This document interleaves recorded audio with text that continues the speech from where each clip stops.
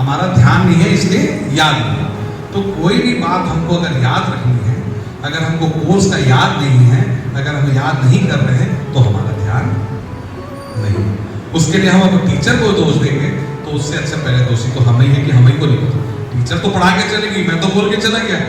अब आप उस बात को अगर ध्यान नहीं रखेंगे, बोलते ना जो सो रहा है उसको जगा सकते हो, जो सोने का बहाना कर उसको कैसे जगाओगे? तो उस बहाना कर रहे हैं। तो बेटा कोई भी बात अगर आपको याद रखनी है तो आपको उसको रिकलेक्ट करना पड़ेगा, आपको उसको लिखना पड़ेगा, रिवाइज करना पड़ेगा। आपके चैप्टर अगर आपको याद नहीं है तो उसके दोषी आप हैं, टीचर ने। टीचर ने पढ़ाया है, आपको अगर समझ में नहीं आता, अगर आपको हाथ उठा के पूछना ही नहीं, अगर आपको ऐसा लगता है कि मैं अगर पूछने में छोटा हो जाऊंगा तो ये आपकी बहुत बड़ी गलती है।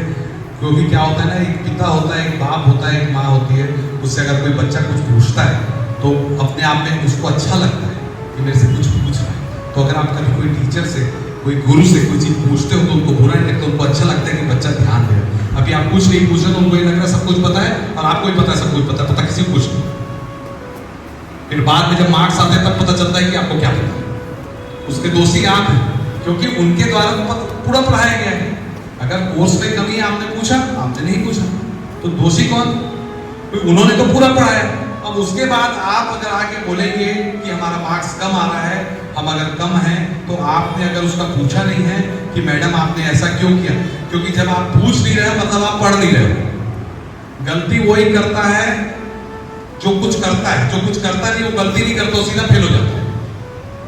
तो अगर पूछ नहीं रहे हो मतलब आप पढ़ नहीं रहे हो। आपको हर चैप्टर से आपके डाउट होने चाहिए, 5 डाउट 10 डाउट आपको क्लियर करवाना चाहिए। तब आपको एक दिमाग में, आप अपने दिमाग को जोर ही नहीं दे रहे हो, आप जोर दे रहे हो दूसरे काम में।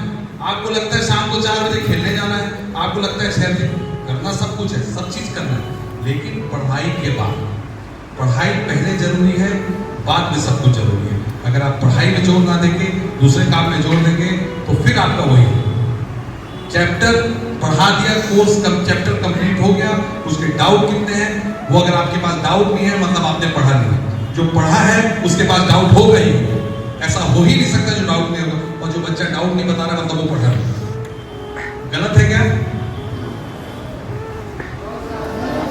मतलब गलत है? हाँ, आपको आगे से डाउट क्लियर करना है। जिस बच्चे का कम मार्क्स आया मतलब इस पूरे प्रेमाइसेस में किसी के भी कम मार्क्स आया मतलब मुझे यहाँ पर बैठा नहीं है, समझ में आ जाए।